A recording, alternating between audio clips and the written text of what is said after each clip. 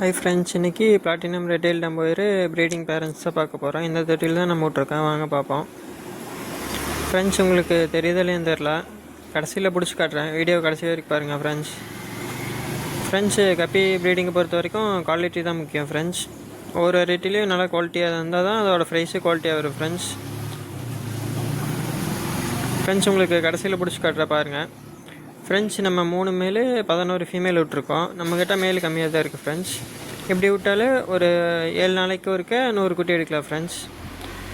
நான் 100 குட்டி எடுத்துகிட்ருக்கேன் ஃப்ரெண்ட்ஸ், 7 நாளைக்கு ஒருக்க.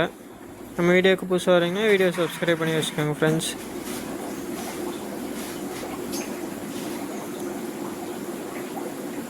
வீடியோ பிடிச்சிருந்தா ஒரு லைக் பண்ணுங்கள். நாளைக்கு இதே மாதிரி ஒரு வீடியோவில் பார்க்குறேன் ஃப்ரெண்ட்ஸ். Bye friends.